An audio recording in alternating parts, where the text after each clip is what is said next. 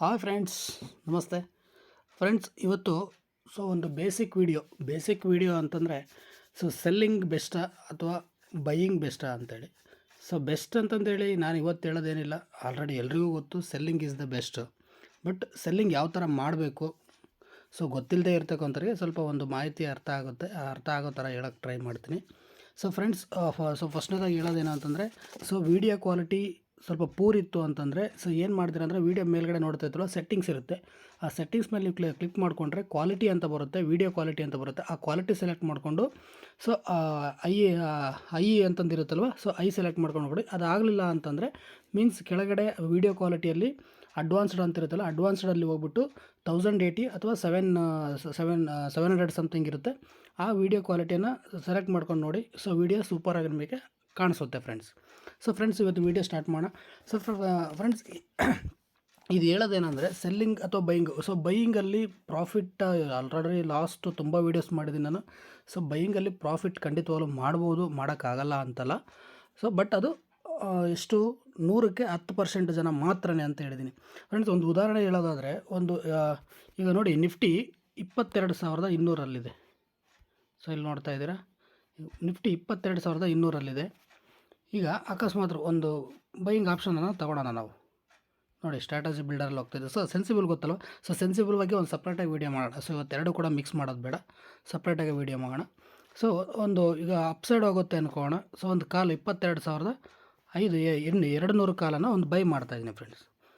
By ಮಾಡಿದಾಗ ನೋಡ್ತಾ ಇದ್ರಿ ನೀವು ಏನು ಮಾಡ್ತೀರ ಅಂದರೆ, ಸೆನ್ಸಿಬಲ್ ಯೂಸ್ ಮಾಡಲ್ಲಲ್ವಾ. ಸೆನ್ಸಿಬಲ್ ಯೂಸ್ ಮಾಡದೇ ಇದ್ದಾಗ ನೀವು ಡೈರೆಕ್ಟಾಗಿ ಬ್ರೋಕರ್ ಅಕೌಂಟಲ್ಲಿ ಮಾಡಿದ್ರೆ ನಿಮ್ಗೆ ಏನು ಬ್ರೇಕ್ ಇವನು ಅದು ಯಾವುದು ಕೂಡ ಗೊತ್ತಿರಲ್ಲ. ಏನು ಮಾಡ್ತಾ ಇರ್ತೀರ, ಮೇಲಕ್ಕೆ ಹೋಗ್ತದೆ ಅಂತ ಕಾಯ್ತಾ ಇರ್ತೀರ. ಪ್ರೀಮಿಯಮ್ ಎಲ್ಲಿಗೆ ಹೋದರೆ ಏನಾಗುತ್ತೆ ಅನ್ನೋದನ್ನು ನೀವು ಯೋಚನೆ ಮಾಡಲ್ಲ. ಬಟ್ ಸೆನ್ಸಿಬಲ್ ಎಲ್ಲ ಅದು ಕ್ಲಿಯರಿಟಿಯಾಗಿ ಅರ್ಥ ಆಗುತ್ತೆ ಫ್ರೆಂಡ್ಸ್. ಇಲ್ಲಿ ನೋಡಿ, ಈಗ ನಾವು 22,212ರಲ್ಲಿ ಮಾರ್ಕೆಟ್ ಇದೆ, ಹೌದಲ್ವಾ. ನೋಡಿ, 22,212ರಲ್ಲಿ ಮಾರ್ಕೆಟ್ ಇದೆ. ಆ ಮಾರ್ಕೆಟ್ ಏನಾದರೂ 22,590ಕ್ಕೆ ಹೋದರೆ ನಮಗೆ 12,000 ರೂಪಾಯಿ ಪ್ರಾಫಿಟ್ ಆಗುತ್ತೆ, ಕೇವಲ ಒಂದು ಲಾಟಲ್ಲಿ. ನೆನ್ಪಿಟ್ಕೊಳ್ಳಿ. ಅಂದರೆ ಮಾರ್ಕೆಟು ನಮ್ಮ ಫೇವರಲ್ಲೇ 400 ಪಾಯಿಂಟ್ ಮೂಮೆಂಟ್ ಆಗಬೇಕು. 400 ಪಾಯಿಂಟ್ ಮೂಮೆಂಟ್ ಆದರೆ ಮಾತ್ರ ನಮಗೆ ಪ್ರಾಫಿಟ್ ಆಗುತ್ತೆ. ಎಷ್ಟು 12,000 ಆಗಲಿಲ್ಲ, ಎಷ್ಟಾಯಿತು 350. ಅಂದರೆ ಬರೀ 150 ಪಾಯಿಂಟು, 140 ಪಾಯಿಂಟ್ ಮೂವ್ ಆದರೂ ಕೂಡ ಮಾರ್ಕೆಟು. ನಾನು ಮೇಲಕ್ಕೆ ಹೋಗುತ್ತೆ ಅಂತ ಹಾಕಿದ್ದೀನಿ, ಮೇಲಕ್ಕೆ ಹೋಗಿದೆ ಮಾರ್ಕೆಟು. 350ಕ್ಕೆ ಹೋಗಿದೆ, 212ರಿಂದ 350ಕ್ಕೆ ಹೋಗಿದೆ. ಅಂದರೆ 140 ಪಾಯಿಂಟ್ ಮೇಲಕ್ಕೆ ಹೋದರೂ ಕೂಡ ನಮಗೆ ಪ್ರಾಫಿಟ್ ಆಗ್ತಾ ಇದೆಯಾ? ಖಂಡಿತ ಇಲ್ಲ ಫ್ರೆಂಡ್ಸ್. ನೋಡಿ, ಇಲ್ಲಿ ಕೆಳಗಡೆ ಎಕ್ಸ್ಪೈರಿ ಡೇಟ್ ಒಳಗಡೆ ನಾವು ಮಾರ್ಕೆಟ್ ಏನಾದರೂ 150 ಪಾಯಿಂಟ್ ನಾವು ಅಂದ್ಕೊಂಡಂಗೆ ಮೇಲಕ್ಕೆ ಹೋದರೂ ಕೂಡ 150 ರೂಪಾಯಿ ನಮಗೆ ಲಾಸ್ ಆಗ್ತಾಯಿದೆ ಫ್ರೆಂಡ್ಸ್. ಇದೇ ಬೈಯಿಂಗಲ್ಲಿ ಇರ್ತಕ್ಕಂಥ ಡಿಫ್ರೆನ್ಸ್, ಅಲ್ಲ, ಸೆಲ್ಲಿಂಗ್ ಮತ್ತು ಬೈಯಿಂಗ್ ಇರ್ತಕ್ಕಂಥ ಡಿಫ್ರೆನ್ಸ್. ಕೆಳಗಡೆ ನೀವು ನೋಡ್ಬೋದು, ಸಮ್ಮರಿ ಅಂತ ಬಂದರೆ ಇಲ್ಲಿ ಗೊತ್ತಾಗುತ್ತೆ ನಿಮಗೆ. ನಮಗೆ ಪ್ರಾಫಿಟ್ ಬರಬೇಕಪ್ಪ ಅಂತಂದರೆ 22,353 ಏನಿದೆಯಲ್ವಾ, ಆ ಬ್ರೇಕ್ ಇವನ್, ಆ ಪಾಯಿಂಟನ್ನು ಮೇಲ್ಗಡೆ ದಾಟಿ ಹೋದರೆ ಮಾತ್ರ ನಮಗೆ ಪ್ರಾಫಿಟ್ ಆಗುತ್ತೆ. ಮಾರ್ಕೆಟ್ 22,353ರಲ್ಲೇ ಬಂದು ಕ್ಲೋಸ್ ಆದರೂ ಕೂಡ ನಮಗೆ ಪ್ರಾಫಿಟ್ ಆಗೋಲ್ಲ. ನಾವು ಹಾಕಿರ್ತಕ್ಕಂಥ ಅಮೌಂಟ್ ಏನಿದೆಯಲ್ವ ಅದು ಮಾತ್ರ ನಮಗೆ ರಿಟರ್ನ್ ಬರುತ್ತೆ ಫ್ರೆಂಡ್ಸ್. ಪ್ರಾಫಿಟ್ ಆಗೋಲ್ಲ. ಇಷ್ಟು ಇರುತ್ತೆ. ಬಟ್ ಇದು ವಿಡಿಯೋ ಪೂರ್ತಿ ನೋಡಿ ಫ್ರೆಂಡ್ಸ್, ಸ್ಕಿಪ್ ಮಾಡೋಕ್ಕೆ ಹೋಗಬೇಡಿ. ಕೆಲವೊಂದು ಇವತ್ತು ಇಂಪಾರ್ಟೆಂಟ್ ವಿಷಯ ಕೂಡ ನಾನು ಹೇಳ್ತೀನಿ, ಡಿಫ್ರೆನ್ಸಸ್ ಹೇಳ್ತೀನಿ. ಸ್ಕಿಪ್ ಮಾಡಿದರೆ ಕೆಲವೊಂದೊಂದು ಅರ್ಥ ಆಗೋಲ್ಲ ಫ್ರೆಂಡ್ಸ್. ಈಗ ಏನು ಮಾಡೋಣ ಅಂತಂದರೆ, ಈಗ ಸೆನ್ಸಿಬಲ್ ಯೂಸ್ ಮಾಡೋಕ್ಕಿಂತ ಸೆಲ್ಲಿಂಗ್ ಮತ್ತು ಬೈಯಿಂಗಿಗೆ ಇರ್ತಕ್ಕಂಥ ಡಿಫ್ರೆನ್ಸನ್ನು ತಿಳ್ಕೊಳ್ಳೋಣ. ಆಲ್ರೆಡಿ ನಾನು ಒಂದು ಲಿಂಕನ್ನು ಓಪನ್ ಮಾಡಿಟ್ಟಿದ್ದೀನಿ. ಏನು ಅಂತಂದರೆ ನೋಡಿ, top 10 reasons why selling options is better than buying.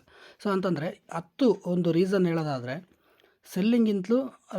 ಬೈಯಿಂಗಿಂತಲೂ selling ಏನಕ್ಕೆ ಬೆಟರು ಅಂತಂದೇಳಿ 10 ರೀಸನ್ಸ್ ಕೊಟ್ಟಿದ್ದಾರೆ. ಲಿಂಕ್ ಡನ್ ಅಂತಂದೇಳಿ ನಾನು ಹೇಳ್ತಕ್ಕಂಥದ್ದಲ್ಲ, ವೆಬ್ಸೈಟೆಲ್ಲ ಇದೆ, ನೋಡ್ಬೋದು ನೀವು.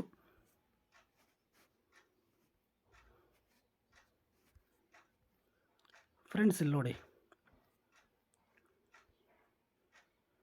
ಫಸ್ಟ್ ರೀಸನ್ ಬಂದ್ಬಿಟ್ಟು ಏನಿದೆ ನೋಡಿ, ಟೈಮ್ ಡಿಕೆ ಅಂತ ಇದೆ. ಸೆಲ್ಲರ್ಸ್ಗೆ ನಾವು ಬೈಯಿಂಗ್ ಮಾಡಿದ್ರೆ, ವಿತ್ ಎಕ್ಸ್ಪೈರಿ ಡೇದಿಂದ ನಾವು ಬೈಯಿಂಗ್ ಮಾಡಿದ್ದೀವಿ ಅಂತಂದರೆ, ಈಗ ಎಕ್ಸಾಂಪಲ್ಲು ಒಂದು 100 ಜನ ನಾವು ಟ್ರೇಡ್ ಮಾಡಿದ್ವಿ ಅಂದ್ಕೊಳ್ಳಿ.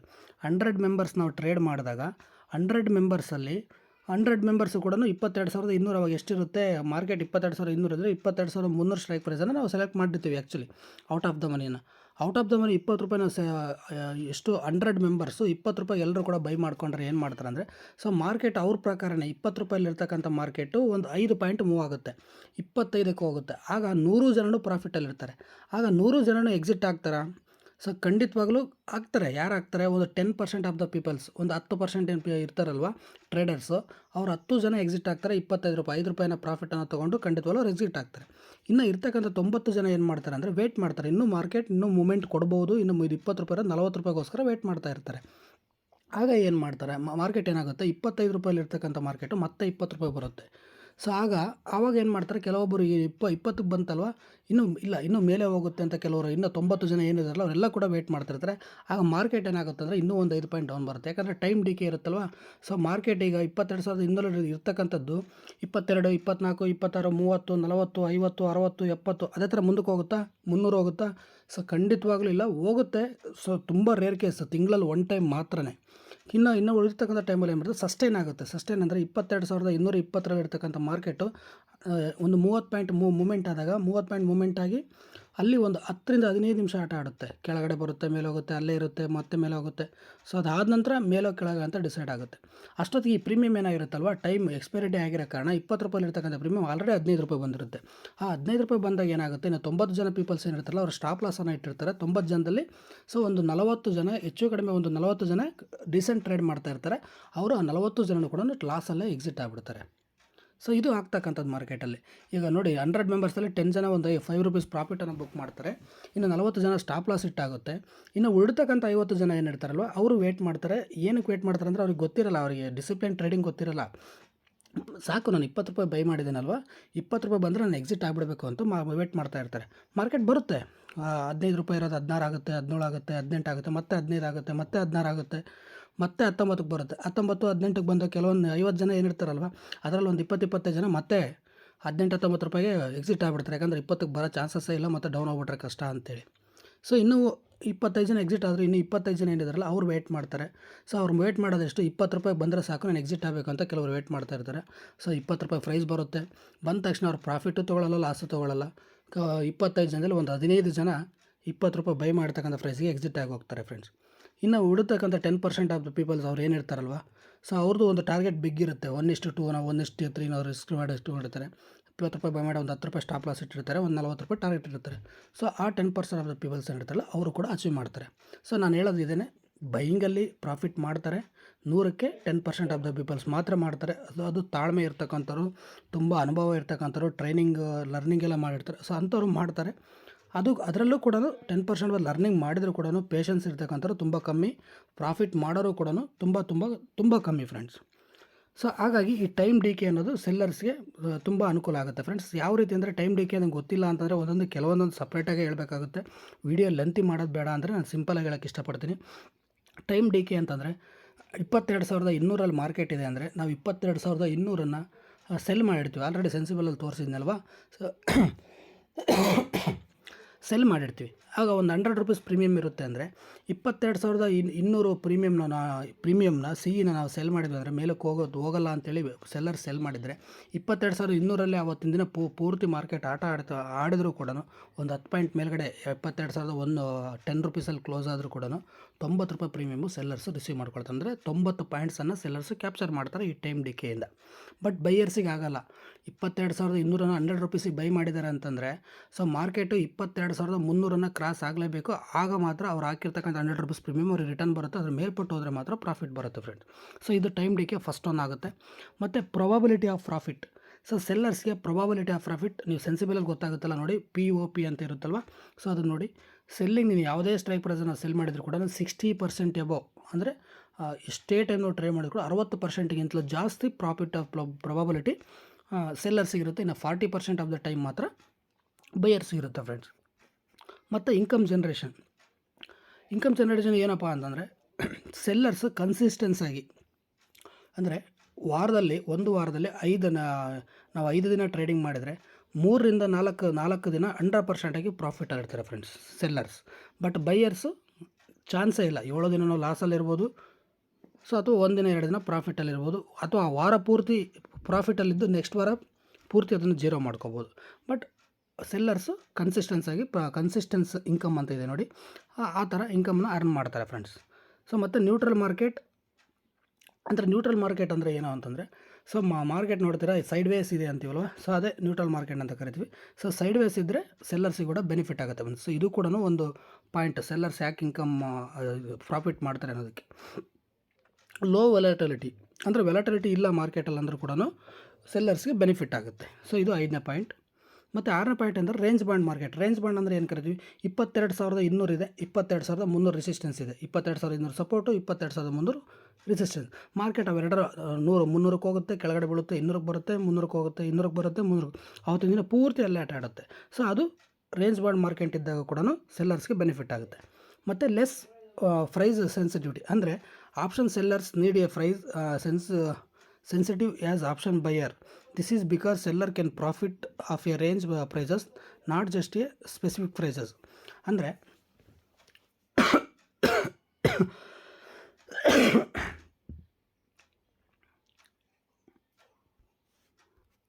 ಫ್ರೆಂಡ್ಸ್, ಸೊ ಈ ಎಕ್ಸಾಂಪಲು ನಾವೊಂದು ಲಾಟನ್ನು ಬೈ ಮಾಡ್ತಿದ್ದೀವಿ ಅಂದರೆ 10 ರೂಪಾಯಿಲಿರ್ತಕ್ಕಂಥ ಲಾಟನ್ನು ಒಂದು ನಿಫ್ಟಿ ಬೈ ಮಾಡ್ತಿದ್ವಿ ಅಂದರೆ 500 ಇದ್ದರೆ ಬೈಯಿಂಗಲ್ಲಿ ಆಗುತ್ತೆ. ಅಥವಾ 100 ರೂಪೀಸ್ ಬೈ ಮಾಡಬೇಕು ಅಂದಾಗ ಏನಾಗುತ್ತೆ, 5,000 ಬೇಕಾಗುತ್ತೆ. 500 ಇರೋದು ನಾವು ಬೈ ಮಾಡಬೇಕು ಅಂದಾಗ ಎಷ್ಟಾಗುತ್ತೆ, 50,000 ಬೇಕಾಗುತ್ತೆ. 500 ಇಂಟು 25,000 ಬೇಕಾಗುತ್ತೆ. ಸೊ ಬಟ್ ಇದು ಲೆಸ್ ಪ್ರೈಸ್ ಸೆನ್ಸಿಟಿವಿಟಿ ಅಂತಂದರೆ, ಸೊ ಸೆಲ್ಲರ್ಸಿಗೆ ಆಗಲ್ಲ. 10 ರೂಪಾಯಿ ಇರ್ತಕ್ಕಂಥ ಪ್ರೀಮಿಯಮ್ ಸೆಲ್ ಮಾಡೋದಕ್ಕೂ ಕೂಡ 40,000-50,000 ಅದೇನು ಫಿಕ್ಸೆಡ್ ಇರುತ್ತಲ್ವ ಅಷ್ಟೇ ಬೇಕಾಗುತ್ತೆ. 500 ರೂಪಾಯಿ ಪ್ರೀಮಿಯಮ್ ಇರ್ತಕ್ಕಂಥ ಸ್ಟ್ರೈಕ್ ಪ್ರೈಸನ್ನು ಸೆಲ್ ಮಾಡೋದಕ್ಕೂ ಕೂಡ ಅಷ್ಟೇ ಅಮೌಂಟ್ ಕೂಡ ಬೇಕಾಗುತ್ತೆ ಫ್ರೆಂಡ್ಸ್. ಸೊ ಅದು ಲೆಸ್ ಪ್ರೈಸಸ್ ಏನು, ಅದು ಕೂಡ ಬೆನಿಫಿಟ್ ಆಗುತ್ತೆ ಯಾರಿಗೆ, ಸೆಲ್ಲರ್ಸಿಗೆ. ಸೊ ಫ್ಲೆಕ್ಸಿಬಿಲಿಟಿ ಅಂದರೆ ಸೆಲ್ಲಿಂಗ್ ಮಾಡ್ತಕ್ಕಂಥವ್ರು ಯಾವುದೇ ಸ್ಟ್ರೈಕ್ ಪ್ರೈಸನ್ನು ಕೂಡ ನಾವು ಹೋಲ್ಡಿಂಗಲ್ಲಿ ಸೆಲ್ ಮಾಡ್ಬೋದು. ಸೊ ಬೈಯಿಂಗ್ ಆಗಲ್ಲ. ಒಂದು 500,000 ಈ ಜೀರೋದಲ್ಲಿ ಏನು ಮಾಡ್ತಾರೆ ಅಂದರೆ, ಸೊ ಅದಕ್ಕೆ ಇಷ್ಟೇ ಪ್ರೈಸಲ್ಲಿ ನಾವು ಬೈಯಿಂಗ್ ಸೆಲ್ ಮಾಡಬೇಕು ಹೋಲ್ಡಿಂಗ್ಸ್ ಅಂತ ಹೇಳಿ ರೂಲ್ಸ್ ಇರುತ್ತೆ. ಬಟ್ ಸೆಲ್ಲಿಂಗಲ್ಲಿ ಆ ರೂಲ್ಸ್ ಇಲ್ಲ. ಯಾವುದೇ ಸ್ಟ್ರೈಕ್ ಪ್ರೈಸನ್ನು ಕೂಡ ನಾವು ಸೆಲ್ ಮಾಡ್ಬೋದು. ಸೊ ನೆಕ್ಸ್ಟ್ ಇನ್ನೊಂದು 9ನೇದು ಏನಂದರೆ multiple methods of risk control. So ಸೆಲ್ಲಿಂಗಲ್ಲಿ ರಿಸ್ಕ್ ಕಂಟ್ರೋಲ್ ಮಾಡೋದಕ್ಕೆ ತುಂಬ ವಿಧಾನ ಇದೆ. ಅಂದರೆ ಎಕ್ಸಾಂಪಲ್ 22,200 CAನ ಸೆಲ್ ಮಾಡಿರ್ತಾರೆ. ಆಗ ಮಾರ್ಕೆಟು ಸೆಲ್ ಮಾಡಿದ ಹೋಗಲ್ಲ ಮೇಲಕ್ಕೆ ಅಂತೇಳಿ ಮಾರ್ಕೆಟ್ ಒಂದು 200 ಪಾಯಿಂಟ್ ಮೇಲಕ್ಕೆ ಹೋಯ್ತು ಅಂದರೆ ತುಂಬ ಲಾಸ್ ಆಗುತ್ತೆ.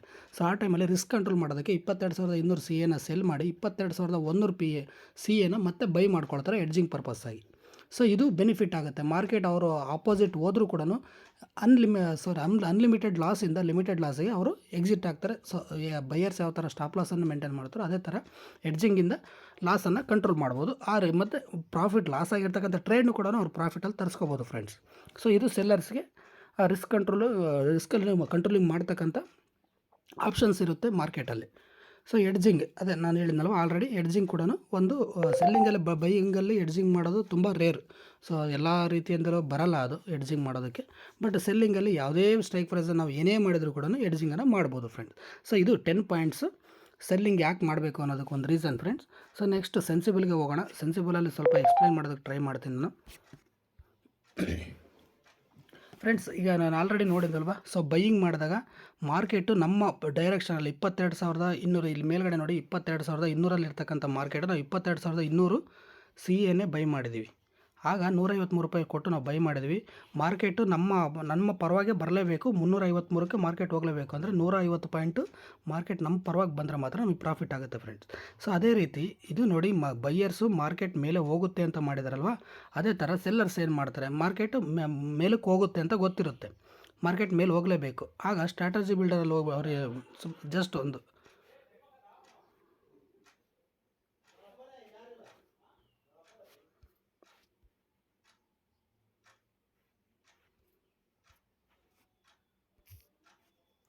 ನೋಡಿ ಸ್ಟ್ರಾಟಜಿ ಬಿಲ್ಡರ್ಲ್ಲಿ ಹೋಗ್ತಾ ಇದ್ದೀನಿ. ಒಂದು PAನ ಸೆಲ್ ಮಾಡ್ತೀವಿ ನಾವು. ಸೊ ಮೇಲಕ್ಕೆ ಹೋಗುತ್ತೆ ಅಂದಾಗ ಬೈಯರ್ಸ್ CAನ ಬೈ ಮಾಡ್ತಾರೆ. ಬಟ್ ಸೆಲ್ಲರ್ಸ್ ಏನು ಮಾಡ್ತಾರೆ ಅಂದರೆ ಪುಟ್ನ ಸೆಲ್ ಮಾಡ್ತಾರೆ. ಎಕ್ಸಾಂಪಲ್ ಒಂದು 133 ರೂಪಾಯಿಗೆ ಒಂದು ಸೆಲ್ ಮಾಡೋಣ. ಸೊ ಈಗ ನೋಡಿ ಗ್ರಾಫ್ ಯಾವ ಥರ ಬರುತ್ತೆ ಅಂತೇಳಿ. ಸೊ ಫ್ರೆಂಡ್ಸ್ ಆಗಲೇ ನಾವು ನೋಡಿದ್ವಿ, ಡೈರೆಕ್ಟಾಗಿ ವೀಡಿಯೋ ತುಂಬ ಲೆಂತಿ ಮಾಡೋದು ಬೇಡ. ಸೊ 22,067 ಬ್ರೇಕ್ ಇವನ್ ಇದೆ. ಅಂದರೆ ಫ್ರೆಂಡ್ಸ್ ಮಾರ್ಕೆಟು 22,200 212 ನಾವು ಸೆಲ್ಲರ್ಸ್ ಗೆಸ್ ಮಾಡಿರೋದು ಹೇಗೋ ಅದಕ್ಕೆ ಮಾರ್ಕೆಟ್ ಇನ್ನೂ ಮೇಲೆ ಹೋಗುತ್ತೆ, 100 ಪಾಯಿಂಟ್ಸು 200 300 ಎಷ್ಟೋ ಮೇಲೆ ಹೋಗುತ್ತೆ ಅಂಥೇಳಿ ಹಾಕಿದ್ದೀವಿ. ಬಟ್ ಮಾರ್ಕೆಟ್ ಹೋಗಲಿಲ್ಲ, ನಮ್ಮ ಆಪೋಸಿಟಲ್ಲೇ ಬಂತು.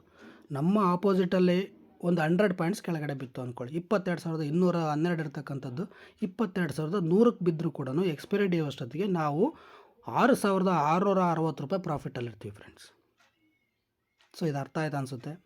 ಬೈಯಿಂಗ್ ಮಾಡಿದಾಗ ಅದೇ ನಾವು ಸಿ ಇ ಬೈ ಮಾಡಿದಾಗ ನಮ್ಮ ಪರವಾಗಿ ನಾವು ಅಂದ್ಕೊಂಡಂಗೆ ಮಾರ್ಕೆಟು 150 ಪಾಯಿಂಟ್ ಮೇಲ್ಪಟ್ಟು ಬಂದರೆ ಮಾತ್ರ ನಮಗೆ ಪ್ರಾಫಿಟ್ ಆಗ್ತಾಯಿತ್ತು, ಆಗುತ್ತೆ. ಬಟ್ ಇಲ್ಲಿ ಆಗಲ್ಲ. ಸೆಲ್ಲಿಂಗಲ್ಲಿ ನಾವು ಅಂದ್ಕೊಂಡಿದ್ದು ಮಾರ್ಕೆಟ್ ಮೇಲೆ ಹೋಗುತ್ತೆ ಅಂತೇಳಿ, ಬಟ್ ನಾವು ಅಂದ್ಕೊಂಡಂಗೆ ಮೇಲೆ ಹೋಗಲಿಲ್ಲ. ಮೇಲೆ ಹೋಗದೇ ಇದ್ದರೂ ನಮ್ಮ ಆಪೋಸಿಟಲ್ಲಿ 150 ಪಾಯಿಂಟ್ ಬಿದ್ದರೂ ಕೂಡ ನಾವು ಪ್ರಾಫಿಟಲ್ಲಿರ್ತೀವಿ. ಇದು ಸೆಲ್ಲಿಂಗಿಗೆ ಇರ್ತಕ್ಕಂಥ ಬೆನಿಫಿಟ್ ಫ್ರೆಂಡ್ಸ್. ಸೊ ಬೈಯರ್ಸು ಅಂದ್ಕೊಂಡಂತೆ ಅಂದರೆ ಮೇಲಕ್ಕೆ ಹೋಗುತ್ತೆ ಅಂತ ಅವ್ರು ಅಂದ್ಕೊಂಡಾರಂದರೆ ಅದು ಹೋದರೆ ಮಾತ್ರ ಪ್ರಾಫಿಟ್ ಆಗುತ್ತೆ. ಸೊ ಸೆಲ್ಲರ್ಸ್ಗಾಗಲ್ಲ. ಅವ್ರು ಅಂದ್ಕೊಂಡಂತ ಹೋಗದೇ ಇದ್ದರೂ ಅವ್ರು ಆಪೋಸಿಟ್ ಪರವಾಗಿ ಒಂದು 50% ಆಪೋಸಿಟ್ ಆದರೂ ಕೂಡ 90% ಆಫ್ ದ ಟೈಮ್ ಆಪೋಸಿಟ್ ಆದರೂ ಕೂಡ ಅವರು ಪ್ರಾಫಿಟಲ್ಲಿರ್ತಾರೆ. ಸೊ ಇದು ಸೆಲ್ಲಿಂಗಿಗೆ ಇರ್ತಕ್ಕಂಥ ಒಂದು difference. So friends, so next ವೀಕಿಂದ ಡೈಲಿ ಒಂದೊಂದು ವೀಡಿಯೋಸ್ ಮಾಡ್ತಾ ಬರ್ತೀನಿ. ಸೊ ಇದು ಬಂದು ಬೇಸಿಕ್ ಅಷ್ಟೇ, ಸೆಲ್ಲಿಂಗ್ ಯಾವ ರೀತಿ ಇದು ಮಾಡಬೇಕು. ಸೊ ಫ್ರೆಂಡ್ಸ್, ಇನ್ನೂ ಸ್ವಲ್ಪ ಡೌಟ್ ಇರುತ್ತೆ, ಸೆಲ್ಲಿಂಗ್ ಹೇಗೆ ಮಾಡಬೇಕು ಅಂತ ಹೇಳ್ತಾರೆ. ಸೊ ಸೆನ್ಸಿಬಲನ್ನು ಯೂಸ್ ಮಾಡಿ ಇಸ್ ದ ಬೆಟರ್. ಸೊ ಈಗ ನಾನು ಹೇಳ್ಕೊಡ್ತಕ್ಕಂಥ ಸೆಲ್ ಪುಟ್ ಏನಿದೆಯಲ್ಲ, ಕಾಲ್ ಸೆಲ್ಲು ಆ ಥರ ಎಲ್ಲ ಸೆನ್ಸಿಬಲ್ ಬೇಕಾಗಲ್ಲ. ನೀವು ಡೈರೆಕ್ಟಾಗಿ ಬೇಕಾದ್ರೆ ಮೇಕೆಡ್ ಆಪ್ಷನ್ ಮಾಡ್ಬೋದು. ಸೊ ಮೇಕೆಡ್ ಆಪ್ಷನ್ ಮಾಡೋದು ಖಂಡಿತ ಮಾಡಬೇಡಿ. ಏನಕ್ಕೆ ಅಂದರೆ ಪುಟ್ಟನ್ನು ಸೆಲ್ ಮಾಡಿರ್ತಾರೆ, ಮಾರ್ಕೆಟ್ ಏನಾದರೂ ಒಂದು 500 ಪಾಯಿಂಟ್ಸ್ ಬಿತ್ತು ಅಂತಂದರೆ, ಸೊ ನಾವು ಕೊಟ್ಟಿರೋದು ಬರೀ 133 ರೂಪಾಯಿ. ಅದು 500 ಪಾಯಿಂಟ್ಸ್ ಬಿದ್ದಾಗ 500 ರೂಪಾಯಿ ಆಗಿರುತ್ತೆ. 400 ರೂಪಾಯಿ ನಾವು ಲಾಸ್ ಆಗ್ತೀವಿ ಫ್ರೆಂಡ್ಸ್. 400 ಇಂಟು 1 ಲಾಟಿಗೆ 20,000 ರೂಪಾಯಿ ಲಾಸ್ ಆಗ್ತೀವಿ ಬೈಯಿಂಗಲ್ಲಿ, ಸೆಲ್ಲಿಂಗಲ್ಲಿ. ಬೈಯಿಂಗಲ್ಲಿ ಏನಿಲ್ಲ, 150 ರೂಪಾಯಿ ಅಂದರೆ ಒಂದು 5,000 to 6,000 ರೂಪಾಯಿ ಲಾಸ್ ಆಗ್ತಾರೆ. ಸೊ ಆ ಕಾರಣಕ್ಕೋಸ್ಕರ ಮೇಕೆಡ್ ಆಪ್ಷನ್ಸ್ ಕಾಲ್ ಆಗಿರ್ಬೋದು, ಪುಟ್ ಆಗಿರೋದು ಯಾವುದೂ ಕೂಡ ಮಾಡೋಕ್ಕೆ ಹೋಗ್ಬಿಡಿ, ಎಡ್ಜಿಂಗೆಲ್ಲ ಮಾಡಿ. ಸೊ ನಮ್ಮ ಒಂದು ಸ್ಟ್ರಾಟಜಿ ನೋಡಿದ್ರೆ, ನಾನು 90% ಆಫ್ ದ ಟೈಮ್ ಅಂದರೆ 100 ಡೇಸಲ್ಲಿ 80 ರಿಂದ 90 ದಿನ ಐರನ್ ಫ್ಲೈ ಸ್ಟ್ರಾಟಜಿನೇ ಮಾಡ್ತೀನಿ ಫ್ರೆಂಡ್ಸ್. ಯಾಕೆ ಅಂದರೆ ನನಗೆ ಮೇಲಕ್ಕೆ ಹೋಗುತ್ತೋ ಗೊತ್ತಿಲ್ಲ, ಕೆಳಗೆ ಬೀಳುತ್ತೋ ಗೊತ್ತಿಲ್ಲ, ಮೇಲಕ್ಕೆ ನಾನು ಅಲ್ಲೇ ಇರುತ್ತೋ ಗೊತ್ತಿಲ್ಲ. ಬಟ್ ನಮ್ಮ ಗೆಸ್ ಅಲ್ಲೇ ಇರಬಹುದು ನಾವು ಒಂದು ರೀಸನ್ ಇಟ್ಕೊಂಡು ನಾವು ಸೆಲ್ ಮಾಡ್ತೀವಿ. ಅಲ್ಲೇ ಇಲ್ದಂಗೆ 100 ಪಾಯಿಂಟ್ ಮೇಲಕ್ಕೆ ಹೋದ್ರೂ ನಾವು ಪ್ರಾಫಿಟಲ್ಲಿರಬೇಕು, 100 ಪಾಯಿಂಟ್ ಕೆಳಗಡೆ ಬಿದ್ದರೂ ಕೂಡ ಪ್ರಾಫಿಟಲ್ಲಿರಬೇಕು. ಅದು ನಮ್ಮ iron fly strategy friends. So ಮತ್ತು ಲಾಸ್ ಕೂಡ ಲಿಮಿಟೆಡ್ ಆಗಿರಬೇಕು, ಡೈಲಿ ಪ್ರಾಫಿಟ್ ಬರ್ತಾ ಇರಬೇಕು ಅನ್ನೋ ರೀಸನ್ಗೋಸ್ಕರ iron fly the best strategy ಅಂತ ಹೇಳ್ಬೋದು. ಐರನ್ ಫ್ಲೈ ಸ್ಟ್ರಾಟಜಿನ ಹೇಗೆ ಕ್ರಿಯೇಟ್ ಮಾಡೋದು ಅಂತಂದರೆ, ಮಾರ್ಕೆಟ್ ನೋಡಿ 22,200 ಅಟ್ಟದ ಮನಿ ಆಗಿರ್ಬೋದು. ಅಟ್ಟದ ಮನಿ ಅನ್ನೋದಕ್ಕಿಂತಲೂ, ಸೊ ವಿಡಿಯೋ ನಾವು ಲೆಂತಿ ಆಗೋ ಕಾರಣ ತುಂಬ ಹೇಳೋಕ್ಕಾಗ್ತಾಯಿಲ್ಲ ಫ್ರೆಂಡ್ಸ್. ನಿಮಗೆ ಒಂದು ಗೆಸ್ ಮಾಡಿ, ಸಪೋರ್ಟ್ ರೆಸಿಸ್ಟೆನ್ಸ್ ನೋಡೋಕೆ ಬರುತ್ತಲ್ವ, 22,200 ಮಾರ್ಕೆಟ್ ಇದೆ. ಮಾರ್ಕೆಟು ಇವತ್ತು ಡೌನ್ ಅಂತೂ ಬರಲ್ಲ, ಅಲ್ಲೇ ಇರುತ್ತೋ ಗೊತ್ತಿಲ್ಲ, ಮೇಲೆ ಹೋಗುತ್ತಾ ಅಟ್ಲೀಸ್ಟ್ ಒಂದು 50 ರಿಂದ 60 ಪಾಯಿಂಟ್ ಮೇಲೆ ಓದೇ ಹೋಗುತ್ತೆ ಅನ್ನೋ ನಿಮಗೆ ಒಂದು ಗೆಸ್ ಇತ್ತು ಅಂದರೆ 22,200 ಮಾಡಬೇಡಿ, 22,250 ಮಾಡಿ. ಸೊ ಇನ್ನೂ 22,250 ಎರಡು ಕಾಲು ಕೂಡ ಸೆಲ್ ಮಾಡ್ತಾಯಿದ್ದೀನಿ. ಸೊ ಸೆಲ್ ಮಾಡಿದಾಗ ಅನ್ಲಿಮಿಟೆಡ್ ರಿಸ್ಕ್ ಇರುತ್ತೆ. 500 ಪಾಯಿಂಟ್ಸ್ ಅಪ್ ಹೋಗ್ಬಿಟ್ರೆ ಕಷ್ಟ, ಡೌನ್ ಬಂದರೂ ಕಷ್ಟ. ಸೊ ಆ ಕಾರಣಕ್ಕೆ ಏನು ಮಾಡ್ತೀನಿ, ಒಂದು ಎಡ್ಜಿಂಗ್ ಪರ್ಪಸ್ ಆಗಿ ಒಂದು 150 ಪಾಯಿಂಟ್ ಮೇಲ್ಗಡೆ ಕಾಲನ್ನು ಬೈ ಮಾಡ್ತಾಯಿದ್ದೀನಿ, 150 ಪಾಯಿಂಟ್ ಕೆಳಗಡೆ ಒಂದು ಪುಟ್ಟನ್ನು ಕೂಡ ಬೈ ಮಾಡ್ತಾಯಿದ್ದೀನಿ. ಸೊ ಆಗ ಯಾವ ಥರ ಆಗುತ್ತೆ ನೋಡಿ ಫ್ರೆಂಡ್ಸ್, ಮಾರ್ಕೆಟ್ ಇಲ್ಲಿ ಏನೋ ಮಿಸ್ಟೇಕ್ ಆಗಿದೆ. 250 ನಾವು 150 ಪಾಯಿಂಟ್ಸ್ ಮೇಲ್ಗಡೆ ಅಂತಂದರೆ 400 ಆಯಿತು. 150 ಪಾಯಿಂಟ್ ಕೆಳಗಡೆ ಅಂದಾಗ ಇದನ್ನು 200 ಬೈ ಮಾಡಬೇಕಾಗುತ್ತೆ ಫ್ರೆಂಡ್ಸ್, 22,100. ಸೊ ಈಗ ನೋಡಿ, ಈಗ ಕರೆಕ್ಟಾಗಿ ಬರುತ್ತೆ. ಎಸ್, ಕರೆಕ್ಟಾಗಿ ಬಂತು ನೋಡಿ ಫ್ರೆಂಡ್ಸ್. ಇದು ನೋಡಿ ಹೇಗಿದೆ ನೋಡಿ, ಇಲ್ಲಿ ಪ್ರಾಫಿಟ್ ನೋಡಿ, ಮ್ಯಾಕ್ಸಿಮಮ್ ಲಾಸ್ ನೋಡಿ, ಮ್ಯಾಕ್ಸಿಮಮ್ ಪ್ರಾಫಿಟ್ ನೋಡಿ ಫ್ರೆಂಡ್ಸ್. ಲಾಸ್ ಆದರೆ ಕೇವಲ 1,308 ರೂಪಾಯಿ, ಬಟ್ ನಮಗೆ ಪ್ರಾಫಿಟ್ ಬಂದರೆ 6,193 ರೂಪಾಯಿ. ಮಾರ್ಕೆಟ್ ನೋಡಿ 22,126, 22,374. ಮಾರ್ಕೆಟ್ 100 ಪಾಯಿಂಟ್ ಕೆಳಗಡೆ ಬಿದ್ದರೂ ನಾವು ಪ್ರಾಫಿಟಲ್ಲಿರ್ತೀವಿ, 100 ಪಾಯಿಂಟ್ ಮೇಲ್ಗಡೆ ಹೋಗಿ ಕ್ಲೋಸ್ ಆದರೂ ಕೂಡ ಪ್ರಾಫಿಟಲ್ಲಿರ್ತೀವಿ. ಅಲ್ಲೇ ಇತ್ತು ಅಂದರೆ ಮ್ಯಾಕ್ಸಿಮಮ್ ಪ್ರಾಫಿಟನ್ನು ನಾವು ಪಡಿತೀವಿ. ಒಟ್ಟಿನಲ್ಲಿ ಲಾಸ್ ಆಗ್ತಕ್ಕಂಥ ಚಾನ್ಸಸ್ಸಿಂದ ನಾವು ತಪ್ಪಿಸ್ಕೊಳ್ತೀವಿ. ಬಟ್ ಇದರಲ್ಲಿ ಇನ್ನೂ ಒಂದು ವೇರಿಯೇಷನ್ಸ್ ಆಯಿತು. ಮಾರ್ಕೆಟು ನಾವು ಅಂದ್ಕೊಂಡಂಗೆ ಅಲ್ಲ. ಸೊ ಇಲ್ಲಿ ಅನಲೈಸ್ ಅಂತ ಇರುತ್ತಲ್ಲ ಫ್ರೆಂಡ್ಸ್, ಸೊ ಇಲ್ಲಿ ಅನಲೈಸ್ ಮೇಲೆ ನಾವು ಕ್ಲಿಕ್ ಮಾಡ್ಬೋದು. ಬಟ್ ಈ ಸೆನ್ಸಿಬಲಿಂಗ್ನ ಸ್ಟಾಕ್ ಮಾರ್ಕಲ್ಲಿ ತುಂಬ ಚೆನ್ನಾಗಿ ತೋರಿಸುತ್ತೆ. ಸೊ ಅಡ್ಜಸ್ಟ್ಮೆಂಟಿಗೆ ನಾವು ಹೇಳೋದಾದ್ರೆ, ಅಕಸ್ಮಾತ್ ಮಾರ್ಕೆಟು 22,300 ಮೇಲ್ಪಟ್ಟು ದಾಟಿ